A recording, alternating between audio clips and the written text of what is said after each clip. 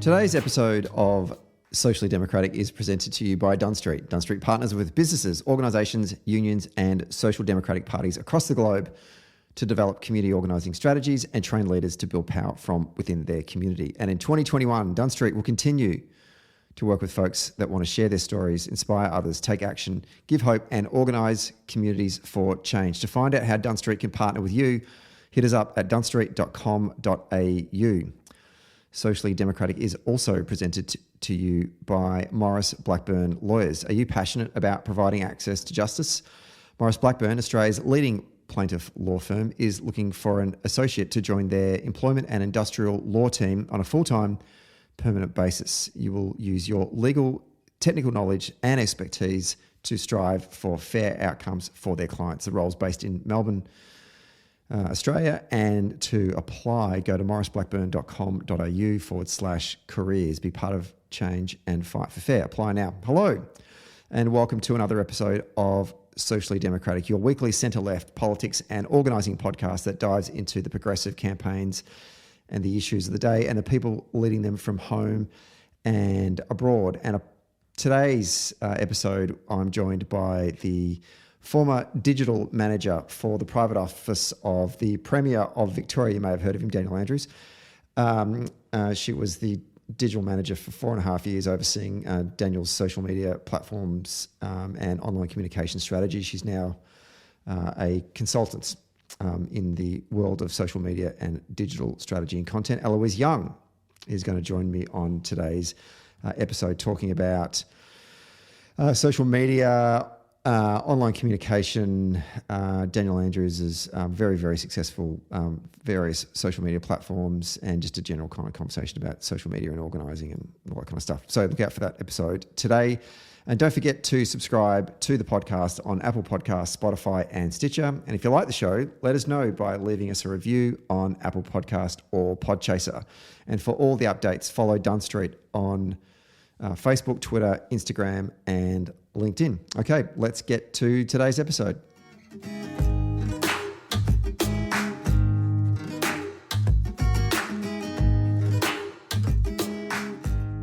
Rightio, we're taping this one on a Tuesday afternoon in lockdown Melbourne. I'm looking forward to today's episode because the person that is joining us today was the former digital manager for the private office of Victorian Premier Daniel Andrews, or Dan Andrews, for 4.5 years, overseeing his social media platforms and online communication strategy. But now she's joined the dark side and is a social media and digital strategy consultant.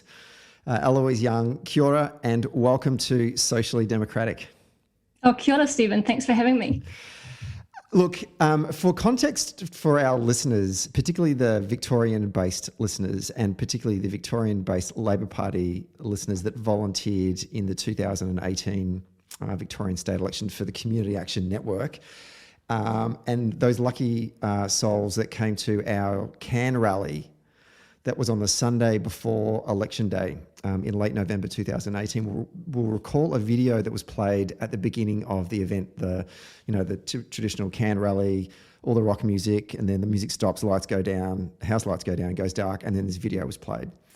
And that video, I guess, could be best described as a story of us and a story of now, and the us being the volunteers in the room and across the Community Action Network and the shared experiences and what they did to deliver a Labor government in 2014, and then what that Labor government then did across those 4 years up until that very point, and then talking about what was at stake at this election and election day. And it was a whole bit of footage of volunteers volunteering and the work of the landmark moments in the Labor government, overplayed with Florence and the Machine's Dog Days Are Over soundtrack. Not a dry eye in the house by the end of it. So for context to I'm going somewhere with this. For context to our listeners, Eloise Young is responsible for that wonderful, wonderful, wonderful video clip, and arguably one of my highlights of the entire campaign. Do you remember that, Eloise? Yes, I do. I do remember that. Your favourite. Still today, if I'm having a shit day at work and I just need a bit of a rev up, I play that video. Oh, well, It was a joy to put together, I have to say. It was a highlight for me too of that campaign. I really enjoyed putting that video together. Yeah.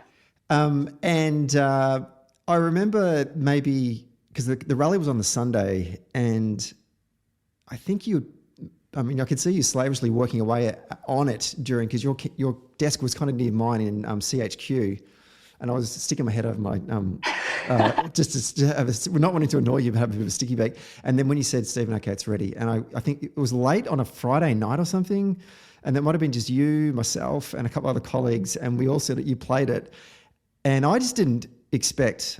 Like I got it watching it, I was getting emotional, and I sort of said at the end, like trying to pull it together, I said, "Oh, that's really good, Eloise." It really was emotional.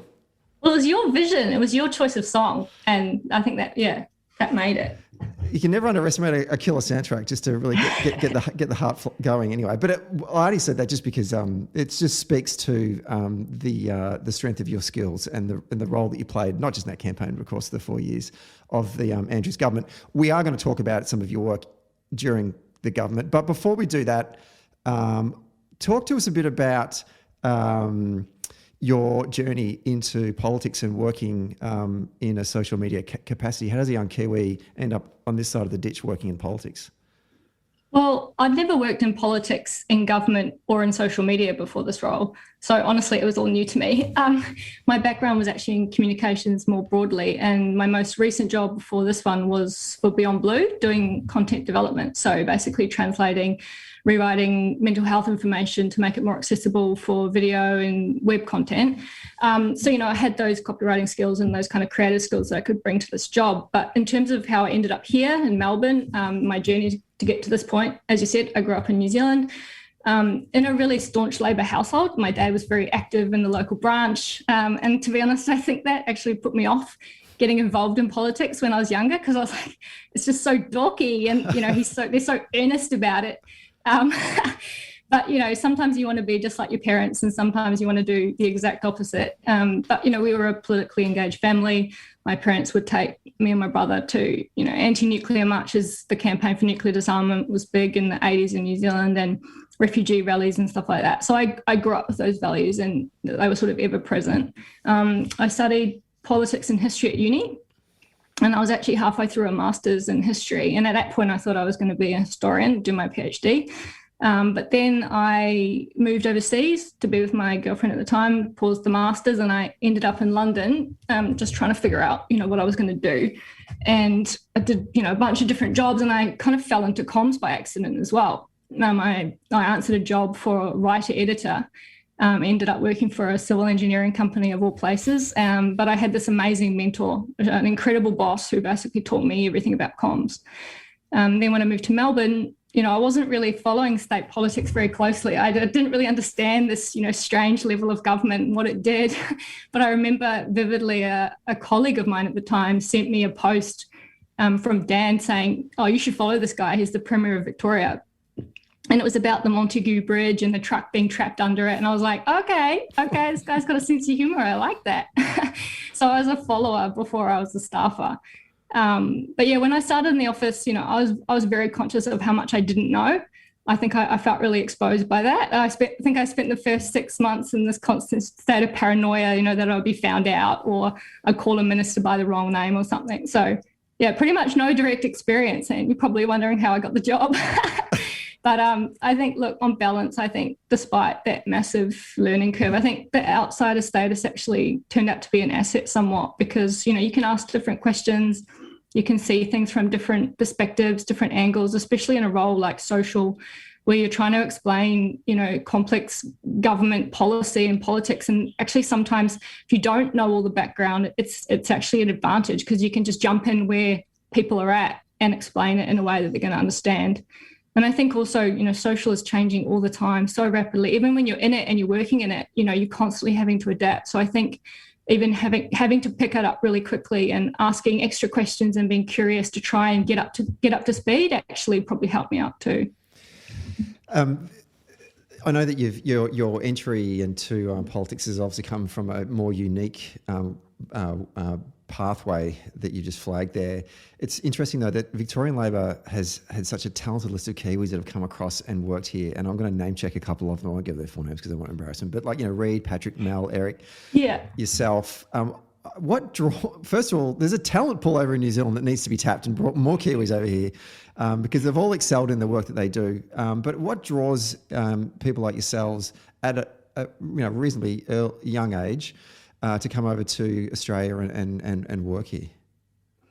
I mean, I can only speak from my own experience. I think I love New Zealand, and I definitely have felt the pull of moving back home, especially during this pandemic period.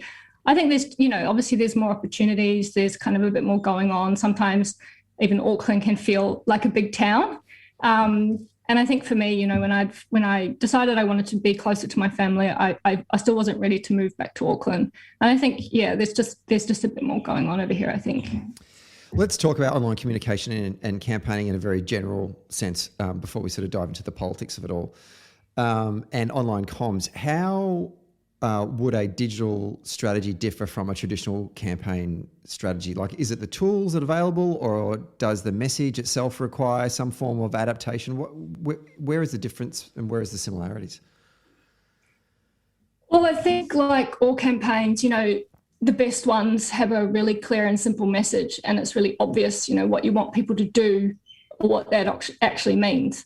Again, that's not online. If the call to action is really, really clear and everyone knows what the message is, then there's no room for sort of misinterpretation. Because I think especially online, misinterpretation can open you up to all sorts of issues. Because you don't have a chance to go back and sort of clear up any misunderstanding. So you've got to get it right first time. And I think online, where it might differ from other sorts of campaigns, is the best online campaigns are when you sort of boil down a lot of meaning and emotion and understanding into a very easy articulated concept. And that's why, memes work so well, because what they're really doing is communicating a lot of information very, very quickly. I think the key requirements of online campaigns, well, probably for all campaigns, but especially online, is that sort of stickiness. So, something that's remembered, that's repeated, and that's able to be acted upon. And that's when I think online you have all of those creative elements that you have at your disposal. So, you can have really clever messages, clever graphics, things that people want to share. I think the other sort of difference perhaps or advantage online is that, you can take people on more of a journey, because it gives you that opportunity to follow up with people. So, if they've clicked on something that you've created, if they've engaged with you, there's that digital record. So you can come back to them. Well, what do you want them to do next? So, they've watched some of your video, or they've signed something, they've signed a petition, say, well, what sort of journey do you want to take people on? And I think as well, online campaigns differ and also have the advantage of some practical things, because I think if you have a willingness to change tack, like if something's not working, you're going to find out much faster on an online campaign, because you have that instantaneous feedback, right? You have all that data coming back to you saying, okay, it's not really working. Can we be brave enough to change course midway? How can we optimize this? How can we change it? So really using the data and that you're getting back as well to see pockets of resistance. Okay, this message is not resonating with these people. Why is that? Can we change it? Can we try and influence people in another way? So I think there are similarities at a broad level. Like, obviously, message is key always in everything. But I think there are differences online, and those are some of them, yeah. The other thing that I think would be difficult to be a practitioner in this space is the online communication, or the tools that you're using continue to evolve. And over the past decade, we all make jokes about MySpace and stuff, but some things just seem like they're super hot at one moment and then they just kind of die away, and then a new thing pops up and everyone kind of jumps on it, and then. Just talk us through how you would almost look at the evolution of that digital space, and where do you see it going next? Like, what is no longer hot, and what is hot, and what does that tell us about what the future looks like in terms of that digital space? I mean, you know, it's unrecognizable effectively. I guess, so I've got, a couple of points that you could make would be, so at a general level, it's sort of evolving from broadcast to scope for like a more decentralized model, right? So there's more people can be sort of influencers, if you like, political influencers, in a way that you can't with traditional media. And then I guess the other thing would be this proliferation of channels, and then figuring out what, you know, whether you want to do something on them. Now we've got TikTok. We used to have Tumblr, whatever. Yeah, no, I think, I mean, what do you think? Yeah. Let's just keep going with that. Like if you think about it, like 10, 15 years ago, everyone was writing blogs. No one's doing blogs now. And then the onset of handphones, our mobiles became so much more powerful, which then obviously people created more apps. Like, you know, your traditional social media platforms, you know, 10 years ago, I guess it was probably Facebook and Twitter, and that was it, right? But now there's just so much more stuff out there. I think even, you know, I feel a bit old and dated, but just by going on Instagram, like I'm sure that, you know, and the minute I start going on, what's it called? This is terrible. What's the frigging one that's hot at the moment? TikTok. Like the minute I go on that, I guess all the kids are going to be like, oh God, you know, the Gen Xers are on TikTok now. Let's get off that, and they'll move on to something else. Like it's constantly evolving. I think as a practitioner, it must be tough to sort of go, now, do we jump on this, or is this a fad? Like, how do you work that out as from a you know, you're a consultant, so this is your work, right? Yeah, definitely. And I think that's exactly right. Like, you know, there's just a huge proliferation of different platforms with different audiences constantly popping up. Like, I keep getting this new one advertised to me, Leica, which as far as I can see is sort of a left-wing version of Facebook. You know, there's Twitch, which is for gamers. There's TikTok, as you mentioned. But I think the key really is, and I think this is something that a mistake that people make, is they see the tool, so they see the platform as the end goal. Like, they're like, oh, we'd better launch on TikTok. But the real question is, well, who's on TikTok? Who are you trying to reach there? What's your message? Is it going to be an authentic fit for you? So for example, when we launched Dan on TikTok in 2019, and we asked those questions, what sort of videos will we post here? Is it going to be weird if a 40-something-year-old premier pops up on people's feed? And so we actually had that conversation, and we sort of formed a strategy around it. So, you know, yeah, what sort of messages are we going to put on here? And I think especially when, you know, everyone's only got limited time and resources, so you can't just launch on everything, and it's sort of pointless because you're going to spread yourself so thinly.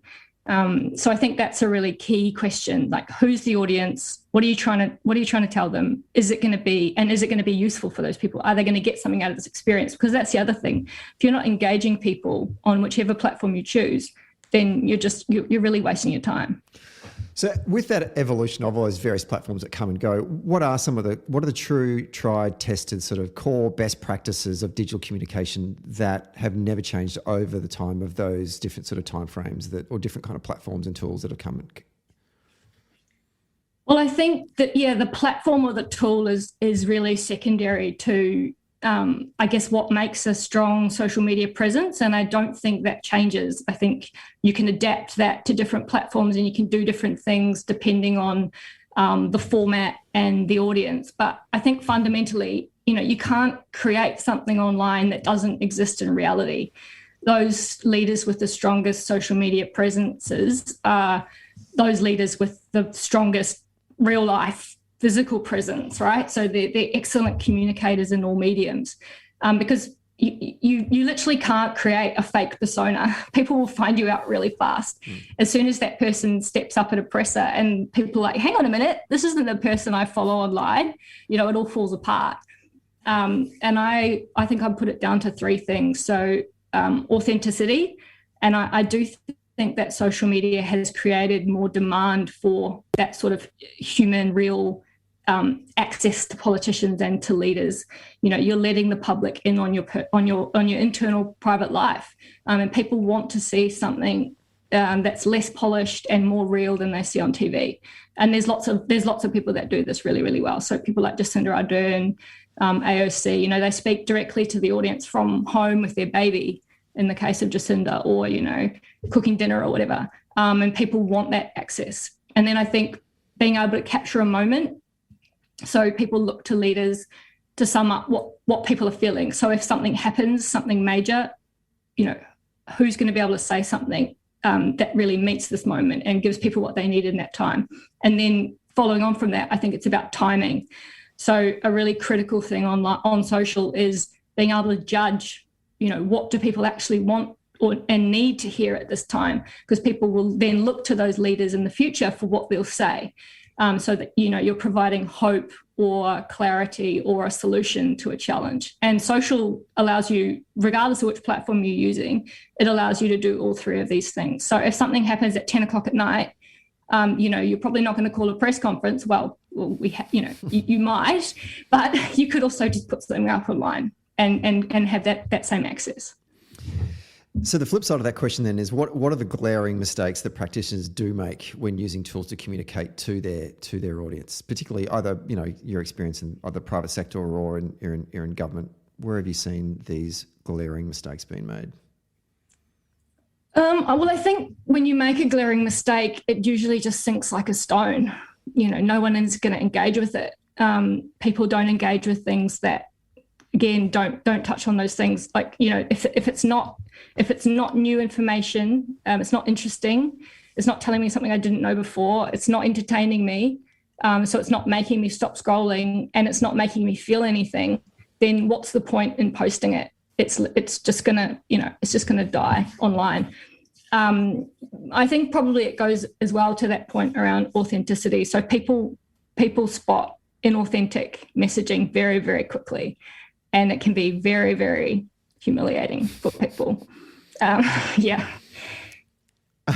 I'm going to come to my sort of top three worst examples of it in a moment. But before we do that, I just want to ask you a question about, and we'll start to talk about Daniel's work in a moment too, but the term digital organising, I've got my organiser hat on here, gets thrown around a lot these days. And I feel most of the time it's being used by people that have absolutely no idea what they're talking about, or what they're talking about isn't digital organising.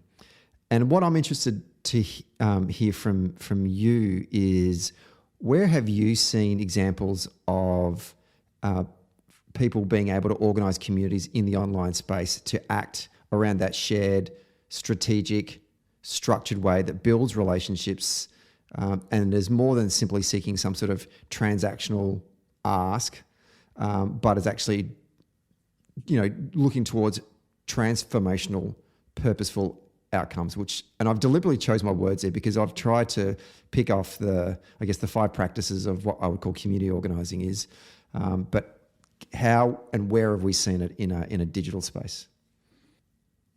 I think that's exactly right. I think the future of digital organising is basically an amalgamation of everything that we know about what works on digital, and then using those really persuasive field techniques in an online space. So I think in the recent Democratic primaries in the US, I was seeing a lot of stuff coming out of there that's really exciting, particularly out of the Warren campaign and the Buttigieg campaign, and probably others, where they're effectively, if people expressed an interest in the campaign and the candidate, they would have a team of volunteers who would basically reach out to that person and have a conversation with them and try and either get their support, get them to volunteer, get them to donate, whatever the ask was.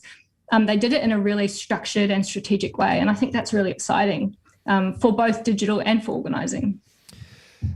You and I were talking offline as well before the show about sort of trying this sort of using the digital space to wrap around people that you've engaged with and engage with them on the online space to, like online door knocks and all sorts of stuff. Tell us more about that. I'm fascinated by this. Well, I saw this great quote that was like, campaigning started with it started with doors, then it moved to phones, and now we're inside our homes on our phones because we're all in lockdown. So you're trying to access people through their phone, but using those same techniques. So effectively, if someone answers the door by engaging with you online, whether that's liking something, commenting, tweeting out support for you, whatever that is, that's your opportunity. That's effectively the conversation that you would have with them on their doorstep. But how can you do that in the digital space?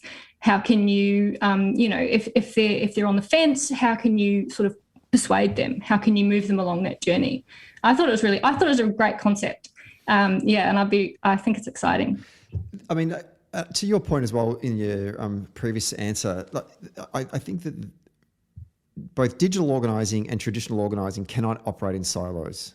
And there are tools and strategies that should marry up. And when they marry up, we see a greater impact in the work of campaigning.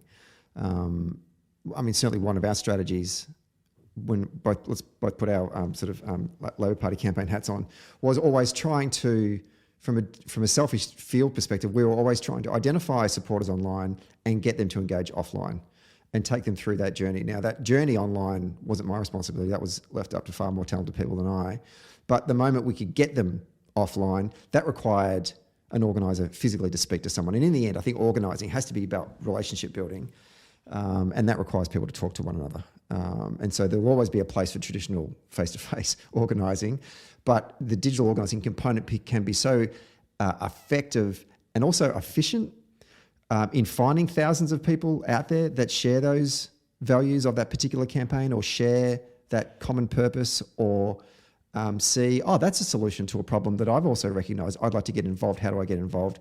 And find people online and move through that journey. But eventually, a community organiser, a field organiser, someone has got to speak to them and say, hey, you should come to this thing, whether we do it on Zoom because we're on lockdown or whether we actually physically turn up to a community meeting and then we go from there. It's that perfect relationship that should exist between the digital work and then the actual traditional field work. Is that how you see it? Yeah, exactly. So almost like a fusion or an integration of the best of both of those areas, I think. Let's turn to the Dan Andrews online presence, I guess is probably the best way of describing it. And I actually want to start off with an interesting article that was printed in the right-wing division of the Liberal Party, the Herald Sun, maybe a month ago. They dedicated a double-page spread in their Saturday edition to unpacking the Daniel Andrews communication team and their strategy. And I'm super interested in your thoughts. Did you read it? Oh, I mean, look, they rehash that story every 6 months. So I think I did read that particular one. Yeah. Social media army, was it? Yeah, absolutely. Yeah. One of the quotes was, which I just want to dispel some myths here. One of the quotes from it was, last year with Andrews under siege over his handling of the pandemic, 70% approval rating. I don't know if that's under siege, but supporters rallied to offset inevitable negative media, which is always to be expected. The hashtag I Stand With Dan soon popped up on Twitter, Facebook, Instagram, and other sites. Several MPs aligned with Andrews said they would be surprised if the hashtag wasn't workshopped by the Premier's office. Now, did that hashtag come from the Premier's office? Well, I can't claim any credit for it. I have no idea, to be honest. And then I wish I could. I wish I could say yes, actually, because it's got a great ring to it. Yeah, absolutely, and it helps you. You add it to your sort of your LinkedIn profile and maybe get some more business out of it.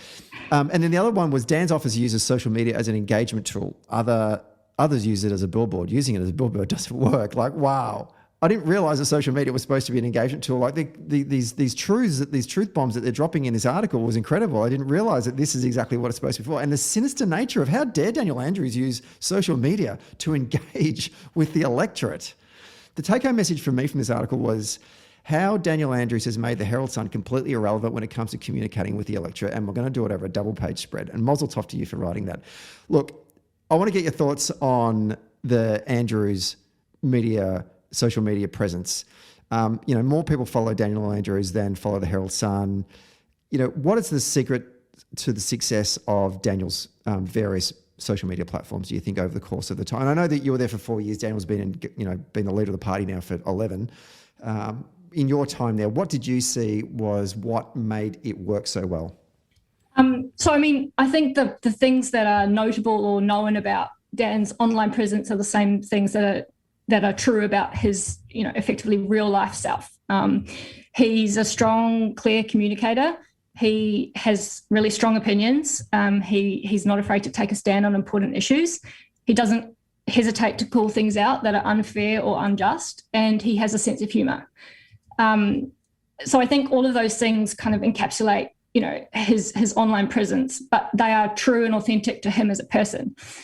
But I think the way that we've always tried to approach the process is really about trying to explain government policy in a way that's also shareable and engaging, because that's effectively what people are on social media for. They want to be engaged. They want stuff that, that gives them a laugh. They want things that's going to resonate with them.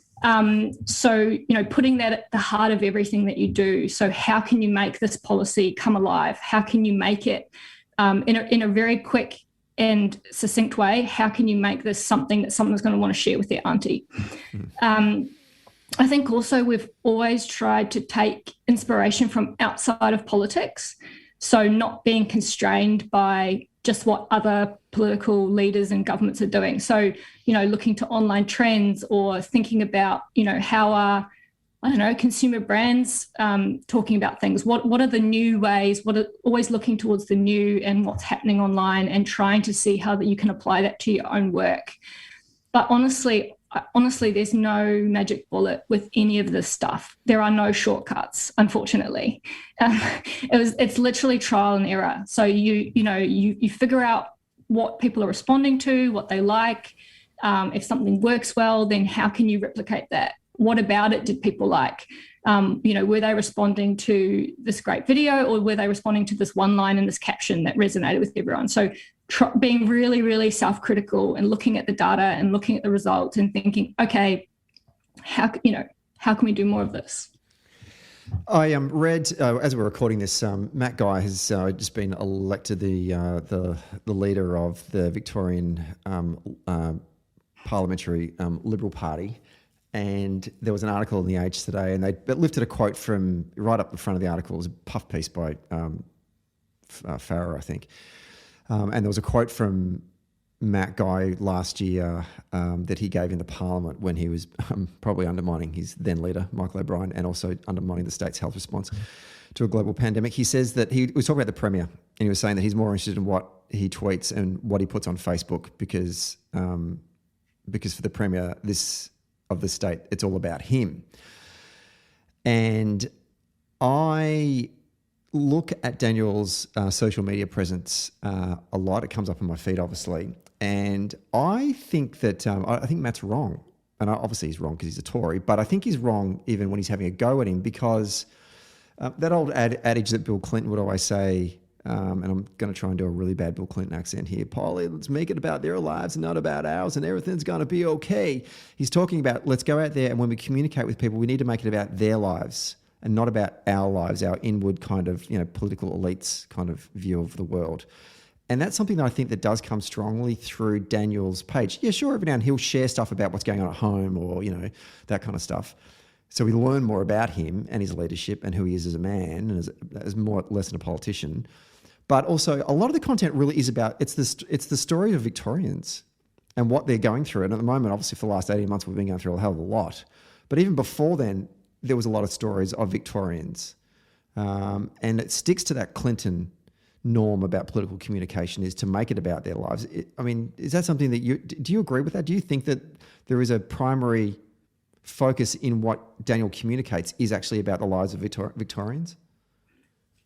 Yeah, I think that statement is true in two regards. Like, I think, there's that whole thing of show, don't tell. So sometimes the best way is to talk about the things that the Andrews Labor government is doing. And, let's not forget, it's one of the most transformative governments in living memory with, you can't even list all of the policies that are rolling out and really genuinely making a difference to the lives of Victorians. So I think the best way to demonstrate that is actually to tell those stories.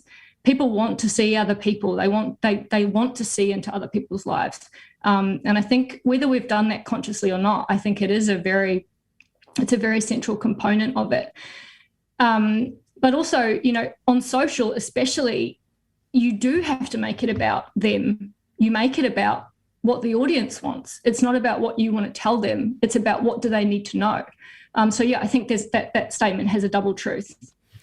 A political communication norm that I think is held up for decades, but you guys kind of busted, was that political communication should be safe. Media managers are always trying to be risk adverse.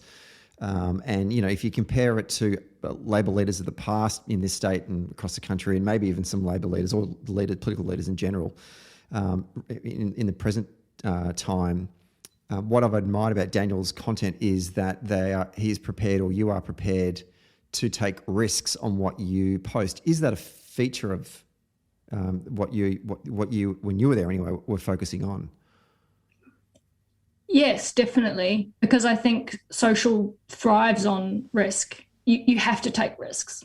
If you are just going to play it safe, it's not going to work, because the platform and the audience kind of almost demands that newness. And that's where you get the cut through, and that's where you get that, whether it's humor, whether it's kind of pushing the boundaries on what you can say about something, whether it's trying to show leadership on something, whether it's trying to sort of, affect behavior change and push things in a different direction. I think fundamentally you have to take risks. You have to be prepared to. And I'm not saying do things that are outlandish or, obviously everything is within sort of a risk framework, if you like. You sort of, what are the limits on this? And is this what we want to say about this? So you don't just post things for the sake of it, but I think you do have to be prepared to push the boundaries. I'm going to put you on the spot here, but what posts or what, I guess you'd call it a post, have you guys put up over the years that surprised you in terms of the response in a positive sense? Like you'll go, oh wow, I didn't realize that was going to do so well at the time we put up. We just thought it was like a regular post, or something that sort of caught you by surprise over the course of the time you were there. I think one of the most successful things that we posted last year during the pandemic was we put up a series of photos of empty freeways. They were all the traffic management photos of the empty roads. And this was just when the curfew had been called and things were pretty bleak here in Victoria. But we got these photos back from Vic Roads and we put them up. And I think the caption was just something like, "Thank you." And it really surprised me. Like it because it demonstrated again in that very, very simple and instantaneous way that people were doing the right thing. I think that was at the time when we all were like, oh God, we're in big, we call it big lockdown. And are we ever going to get out of this? And things were pretty dire.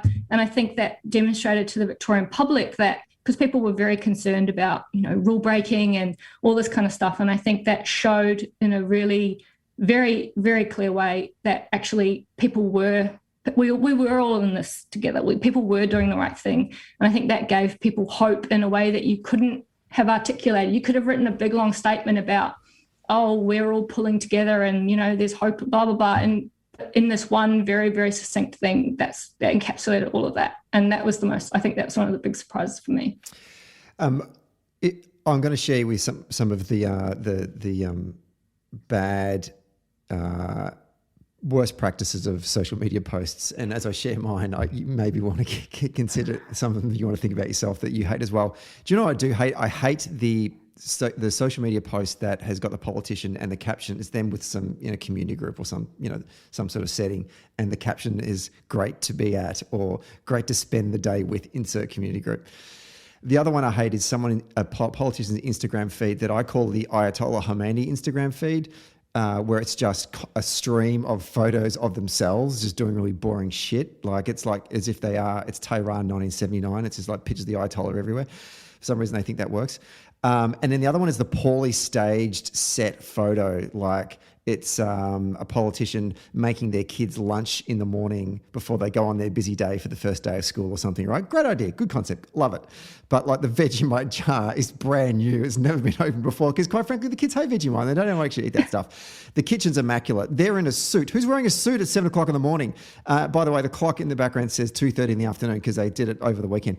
And it just screams inauthentic. These are the top 3 ones that I hate the most. Is there others that you really always, you need, if you're a consultant now and you're going out there and talking to other people, what are the ones you're saying to them? Please do not do this. Avoid this like the plague.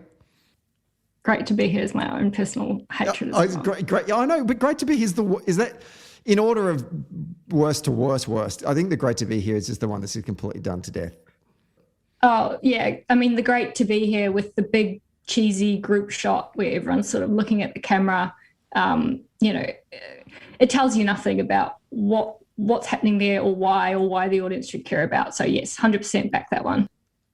The other thing that I wanted to ask you about was obviously for the last 18 months, the country and the world has been gripped by this global pandemic. And I'm interested in getting your thoughts on how you approached COVID when you were thinking about your social strategy and engaging with the community, because it's such, during COVID, communication from leadership to the community about how we best get through this is so critical. Like it's really important. Like it's super, super important because we're actually trying to get people to follow, new guidelines that change all the time and all that kind of stuff. So I'm interested to get a sense from you about how you guys negotiated that during this pandemic.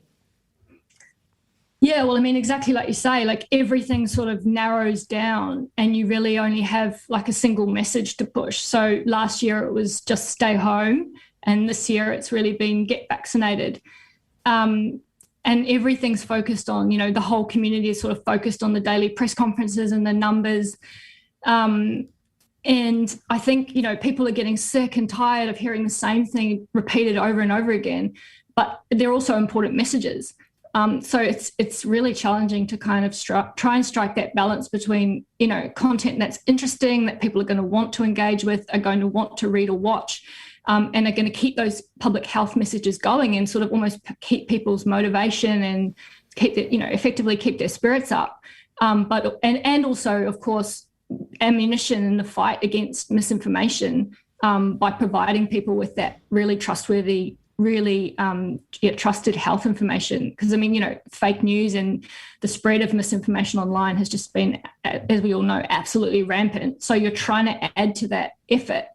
But then on the flip side, what we sort of talked about with risk taking, so you have to keep pushing a little bit because you have to make sure that it's going to be engaging and that it's not just going to, die online, but then also the fear of getting it wrong. I think both in terms of upsetting people because emotions are high, people are, going through a lot. So if you say something that's slightly, not quite right, it can be very upsetting for people. And then also making sure that you're maintaining that trust in government and in leadership and in the health response. And that's because that's absolutely crucial to that public health effort, because the very last thing that you want to do is to say something that could be misrepresented or be used to undermine the science and public health and then add to that vaccine hesitancy and the conspiracy theory. So it's a really, really delicate balance. So you have to make it engaging and clear and trustworthy, but also needs to have a hook to cut through. Otherwise, it won't reach anyone and it won't do its job. But I think what was really interesting actually was first the bushfires, of which seems like an absolute lifetime ago, and then COVID. It really changed the way that we started to use social. Before that, we were trying to make things as short as possible, as distilled as possible. But during the bushfires, we started posting these real-time, like long-form summaries of everything that was happening, so people could get all of that information in one place, and that it was trusted and transparent. And then we continued that through the pandemic. I think also prior to this, there were probably some issues that we wouldn't have posted about online. There was too much, going back to that sort of short form idea, there was a sense that there was too much nuance, too much context, and to try and distill into a post, and too much room for error and misunderstanding. So, those really complicated, thorny issues for government, you wouldn't post about them because you don't want to open that Pandora's box. But I think now, following the pandemic, or during the pandemic, that's all changed. So we were posting these long kind of explainer statements from Dan with lots of context and like speaking directly to people about really difficult issues. And we found that there was a lot of appetite for that kind of information, which kind of went against a lot of assumptions about social, which is, that it needs to be super short. So, even when it's bad news in the pandemic, you still front up online and you still try and explain it. And I think there's now an expectation from the public that Dan will say something about every issue, like regardless of how difficult it is. And they still look to him for that information. It is an incredible experiment in some ways. I mean, you're right. I mean, people want accountability from their government, and they want information, and they want transparency. And that's a number of things that you just mentioned there. One of the criticisms that I've noticed, a narrative that the media try to run about the government, is very much that there is a lack of transparency and accountability. I can't think of another government that has been as transparent and as accountable as this one, notwithstanding the fact that Daniel stood up 150 times in a row during the second lockdown every day and took questions until they'd finished answering their questions. Like, that's the other thing to remember. It's not just he did it every day for 150 days and only did it for 40 minutes or whatever. I mean, some of these questions, these press conferences went for close to 2 hours. And even now when he's getting up, they're still going forever. Plus, on top of that, the stuff that you've just spoken about in terms of the direct communication between Daniel's office and to the Victorian public, and giving long form answers and going into complex issues, demonstrates to me that things have changed fundamentally. I think maybe the criticism that's coming from the media is coming from a perspective of, yeah, he's being transparent directly to the public, but you're not doing it through us anymore, and that's giving us the shit. So I think I would pose that question. You don't need to answer that question, but that's something I probably shouldn't ask a journalist if they ever come on the show. If you have thoughts, you can share them, but if not, I can move on to the next question. It's a great thing about having my own podcast, Eloise. I can just, get shit off my chest every now and then. Now, let's talk about this month is for Socially Democratic. We are focusing on women in politics, and I just wanted to ask you a question about the gender balance in the industry itself. Would you consider the social or digital media industry to be diverse? Is it an industry that young women or women in general can actually get involved, get into? And I'm assuming there are barriers. Let's cut to the point. There probably are barriers. Tell me about those barriers. What has been your experience from that perspective?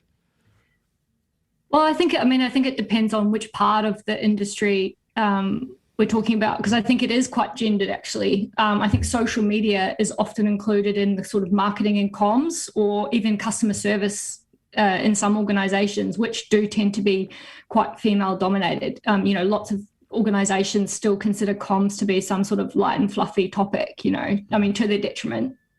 I think the digital tech industry is probably more male dominated and whiter than the wider community, although I think that probably is, again, changing slowly. I personally think there's all sorts of implications to that when we think about things like algorithms. There's lots of evidence that algorithms can be inadvertently racist and sexist, just because they're shaped in the model of the people that are writing them. And I think that sort of stuff is only going to become more significant as algorithms play a bigger role in our lives.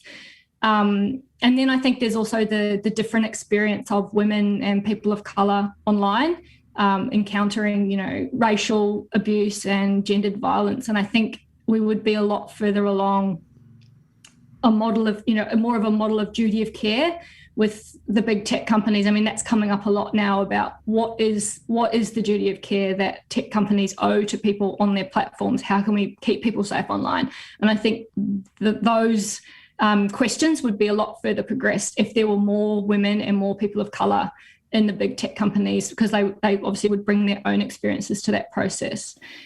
In terms of my own experiences, I haven't encountered any more barriers, I think, than than women in the world do. You know, you have to work harder to be taken seriously and all that sort of stuff. So, I haven't experienced anything specific. It's a very, very humble answer, Eloise. You're going, just the usual stuff, just the usual gendered stuff. That's all. Don't worry about that. Just dust off my shoulder pads here. One thing I do want to point out, though, which I think needs to be said more, and I know that it doesn't get written about because the office of the Premier don't tend to go out there and want articles written about themselves, and that's because they're focused on the people of Victoria. But the majority of the Premier's private office are led by women, from the Chief of Staff, long-standing, incredibly talented Chief of Staff, Lizzie Ratcliffe, right through to all I don't know the titles, but directors or team leaders or what have you. The majority of them, the overwhelming majority of them are women. In fact, I can only think of one man amongst that current group. Look, it's an interesting point you raise there. I hadn't even considered the data back end side of social and how you can skew social media content to be hitting mostly, white blokes, I guess is probably the most brutal way I could put it. What is a byproduct then of having more diversity in views, opinions, skills, talent, people, ideas, creativity in the developmental process of creating social media content? Like, what do we get out of it when we do have more women involved in this, or more people of colour involved in this? Oh, I mean, it's, I think fundamentally you get a different product. I think there's plenty of research into diversity being, a practical good in its own right, which is why those retorts from people about tokenism are so funny, because actually what you're doing by creating equality of opportunity is you're actually building a stronger team. You're building a stronger, whether that's, a stronger government, whether that's more representative government, or whether that's just a work-based thing. The more different opinions, experiences, cultural backgrounds, perspectives you have in a room when you're trying to put something together that's going to resonate with, the community at large, the stronger that's going to be. Like, you catch bad ideas before they even take off, because someone points out, that doesn't work because that. No one would ever say that because of that. You're more creative, you have more possibility. Like, you can always tell those campaigns and those policies that were conceived of by a room of white blokes, because, for example, all the cast in that ad are white. Like, nobody's picked up on that because they don't even see that. Whereas if you have a person of colour, they're like, okay, well, why is everyone white? Like, that just doesn't reflect reality. And it's the same with women. Like, we see things differently. Everyone sees things differently. And so the more divergence you have, the more different people you have in the room, the stronger you're going to be. Eloise Young, thank you so much for coming on the show today. I think it's been super insightful. Social media and the work of social media, it's such an evolving topic. And I know that if we came back on the show again in probably about 12 months, things would change again. So maybe we should do that. Maybe we should do an update every 12 months, just checking in and seeing what the hell's going on right now. Thank you very much for coming on the show. I'm going to give you a plug, like, any community organisations out there or people that want to take up Eloise's, use Eloise's talents, skills and resources, hit us up at Dunn Street and we'll put you in touch with Eloise, and best of luck with the new gig. Thank you so much. Thanks for having me, Stephen.